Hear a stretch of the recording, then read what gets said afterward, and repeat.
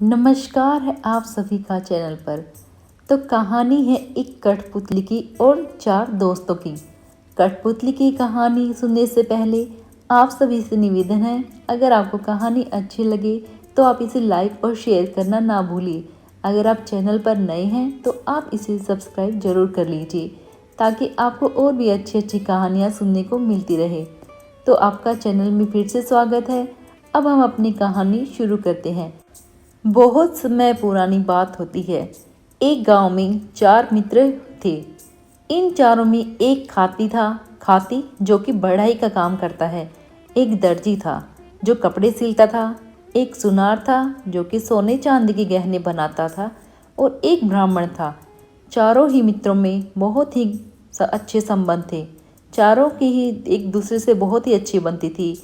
एक बार की बात है, उन चारों ने सोचा क्यों ना वो चारों जाकर कहीं परदेश में जाकर धन कमाते हैं।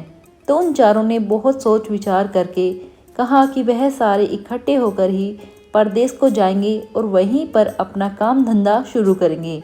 तो एक दिन अच्छा सा मुहूर्त देखकर चारों अपने गांव से रवाना हो चलते हैं। अब चारों मित्र दिन तो जैसे तैसे निकाल लेते हैं, पर अब शाम हो जाती है, वह थक जाते हैं तो उन्हें एक किसी जगह पर रुकना पड़ता है।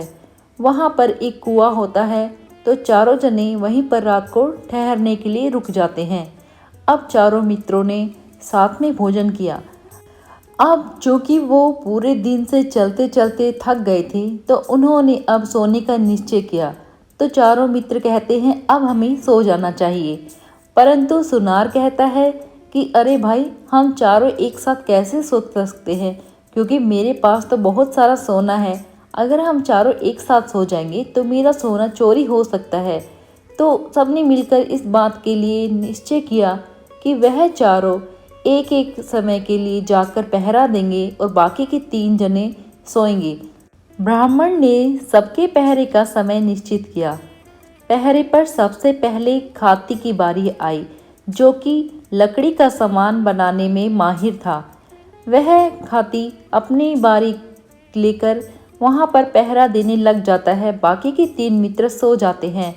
वह जागने का प्रयास तो करता है, परंतु खाती भी बहुत थका हुआ था। खाती को नींद आने लग जाती है तो वह सोचता है कि मैं कुछ काम कर लेता हूँ ताकि मुझे नींद ना आए और मैं अपना पहरे का समय भी पूरा कर दूँ। तो खाती ने वहीं पर पास में पड़ा एक लकड़ी का टुकड़ा उठाया। उसने अपने औजार निकाले और वह एक कठपुतली बनाने लगा। अपना पहरा खत्म होते होते खाती ने बहुत ही लकड़ी की एक सुंदर कठपुतली बना दी थी। वह कठपुतली की मूर्ति बहुत ही सुंदर बनी थी। अब इस प्रकार से उसके पहरे का समय खत्म हो गया था तो वह दर्जी के पास जाता है और दर्जी को जगाकर सो जाता है। अब दर्जी उठता है तो देखता है कि खाती ने तो बहुत ही सुंदर कठपुतली बनाई है। वह सोचता है कि वह बैठे बैठे क्या करेगा, तो वह नींद से जागने के प्रयास के लिए कुछ कपड़े निकालता है। रंग बिरंगे कपड़े निकालकर वह पुतली का नाप लेता है और फिर वह कपड़े सिलने बैठ जाता है। अपने पहरे के समय में उसने कठपुतली के लिए बहुत ही अच्छी सी चोली और घेरदार घाघरा तैयार कर दिया। साड़ी के नाप का चुनरी का कपड़ा लिया और पुतली को सभी कपड़े पहना ओढ़ाकर खड़ा कर दिया। अब तो कपड़े पहनने के बाद कठपुतली की रौनक और भी बढ़ गई थी। अब इस प्रकार से दर्जी का समय भी पूरा हुआ। अब उसने आधी रात को सुनार को जगाया। अब सुनार की बारी थी तो अब सुनार को पहरे के लिए जगना था। सुनार को भी बहुत तेज नींद आ रही थी। जब उसने बाहर आकर देखा कि उसके पहले दो मित्रों ने एक कठपुतली तैयार की है और एक ने उसके लिए कपड़े सिल दिए हैं, तो उसने सोचा अब वह भी क्या करे। वह खाली बैठा बैठा अपने सोने निकालकर उससे गहने बनाने लग जाता है। धीरे धीरे सुनार बोरला, झेला, कर्णफूल, नथ, हंसली, हार, चूड़ियाँ, पायल सभी गहने बना देता है और पुतली को वह सारे सोने के गहने पहना देता है। अब तो पुतली सोने गहनों में बहुत ही सुंदर दिखाई देने लगी थी, इतनी सुंदर कि कोई भी उसको देखकर मोहित हो जाए। अब गहने बनाते बनाते सुनार के पहरे की बारी भी खत्म हो जाती है। अब अंत में ब्राह्मण की बारी आ जाती है। अब सुनार जाता है, ब्राह्मण को उसके पहरे के लिए उठाता है। अब जाकर सुनार सो जाता है।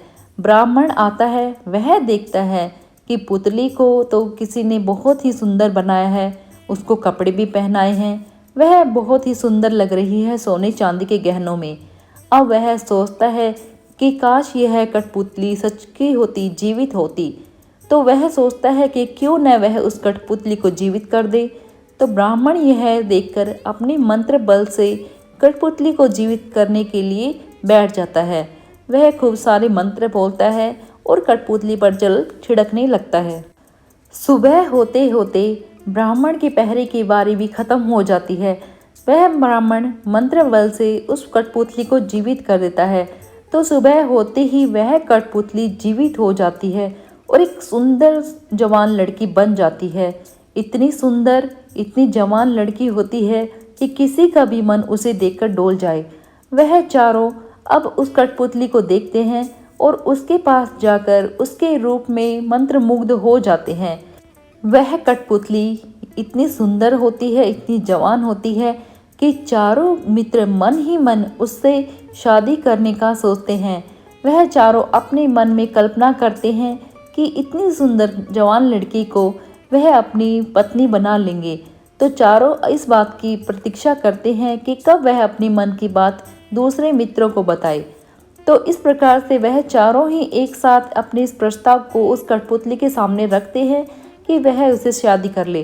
परंतु जब वह देखते हैं कि चारों ही मित्र उस कठपुतली के प्यार में पड़ चुके हैं, तो वह आपस में ही लड़ने झगड़ने लग जाते हैं। ब्राह्मण कहता है कि मैंने इसको मंत्र बल से जीवित किया है, अतः मैं इसके साथ विवाह करूंगा। तो खाती कहता है, अरे वाह जी, यह कैसे हो सकता है? कठपुतली मैंने बनाई है तो शादी तो मैं ही करूंगा। दर्जी बोलता है, ऐसे कैसे? इसके लिए कपड़े मैंने तैयार किए हैं, इसके साथ तो विवाह मैं करूंगा। अब सुनार कहता है, भाइयों, मैंने हजारों रुपए का सोना खर्च करके इसके लिए गहने बनाए हैं। अब यह कैसे हो सकता है कि यह किसी दूसरे के घर चली जाए? वे इस प्रकार से वह चारों दोस्त, जो कि बहुत अच्छे दोस्त होते हैं, परंतु एक कठपुतली के प्यार में पड़कर आपस में लड़ने झगड़ने लग जाते हैं कि कौन उस कठपुतली से शादी करेगा। अब चूंकि सुबह का समय हो चुका था, उस कुएं पर गांव के सभी लोग अपने काम धंधे के लिए पहुंचना शुरू कर देते हैं। परंतु उन चारों का झगड़ा खत्म ही नहीं होता है। गांव के सभी लोग वहां पर पहुंच जाते हैं। चारों को लड़ता झगड़ता देख सभी उनसे पूछते हैं कि बात हुई क्या। तो चारों मित्र पूरी रात की घटना उनके सामने बता देते हैं और सभी कठपुतली पर अपने अपने दावे लगाते रहते हैं। तो इस प्रकार से गांव में से एक बूढ़ा समझदार व्यक्ति होता है। वह पूछता है कि आखिर माजरा क्या है। जब उसको सभी बातों का पता लगता है तो वह कहता है कि इसका निर्णय तो बहुत ही सरल सा है। वह साथ चारों पूछते हैं कि कौन इस कठपुतली से विवाह करेगा, आप यह बताइए। तो बूढ़ा उनकी बात सुनता है और कहता है कि मेरी बात जरा ध्यान से सुनो। तुम चारों में से कोई एक ही इस कठपुतली का पति हो सकता है। अब मैं बताता हूँ कि वह कौन है तुम चारों में से जो इस कठपुतली का पति बनने के योग्य है। तो चारों उस बूढ़े की बात ध्यान से सुनते हैं। अब बूढ़ा जो होता है समझदार होता है, उसने बहुत सी दुनियादारी देखी होती है। अब वह कहता है कि देखो, जो ब्राह्मण है और जो कि खाती है, खाती ने तो कठपुतली बनाई थी और ब्राह्मण ने उसमें जीवन दान डाला था। अब जो जीवन देता है, जो हमें बनाता है, वह तो हमारे पिता समान होते हैं। अतः यह खाती और ब्राह्मण दोनों ही इस कठपुतली के पिता हुए। इन दोनों में से तो कोई इस कठपुतली के साथ विवाह नहीं कर सकता है। यह सुनकर वह खाती और ब्राह्मण मुंह लटकाकर खड़े हो जाते हैं। चूंकि बात सही भी थी, तो वह अपना दावा अब कठपुतली पर नहीं लगा सकते थे। अब रही बात दर्जी की और सुनार की, तो उन दोनों में से निर्णय होना बाकी था। तो बूढ़ा कहता है, अब दर्जी ने इसके कपड़े तैयार किए हैं, तो यह काम मामा का होता है। विवाह पर मामा मायरे के रूप में कपड़े लाता है। अब दर्जी ने उस कठपुतली के कपड़े सिले थे, तो इस प्रकार से वह दर्जी तो उसका मामा ही हुआ। तो मामा के साथ भी एक लड़की का विवाह कैसे हो सकता है? वह बूढ़ा उन सब से कहता है कि शादी में जो व्यक्ति गहने लेकर आता है, लड़की का विवाह उसी से होता है। तो यह सुनार जिसने कि उस कठपुतली को गहने पहनाए हैं, जो गहने लेकर आया है, तो वही इस प्रकार से उससे शादी करने के योग्य है। तो इस प्रकार से बूढ़ा कहता है कि असल में सिर्फ सुनार ही इस लड़की से विवाह कर सकता है। अब जब सारे यह बात सुनते हैं तो उन्हें बूढ़े की यह बात माननी पड़ती है। सबको यह न्याय स्वीकार करना पड़ता है। सुनार उस लड़की से विवाह कर लेता है और उसे लेकर अपने घर लौट आता है। अब दोनों, लड़की और वह सुनार, बाकी का जीवन बहुत खुशी खुशी से रहते हैं। तो यह तो था एक बूढ़े व्यक्ति का न्याय। और कठपुतली का दूल्हा कौन बना, यह तो आपको पता ही लग गया होगा। तो यह न्याय कैसा लगा आपको, कहानी कैसी लगी है? अगर अच्छी लगे तो आप सभी से निवेदन है कि आप इसे लाइक कीजिए और शेयर करना ना भूलिए। अगर चैनल पर नए हैं तो इसे सब्सक्राइब आप ज़रूर कर लीजिए। कहानी में बने रहने के लिए, अपना समय देने के लिए आप सभी का बहुत बहुत धन्यवाद।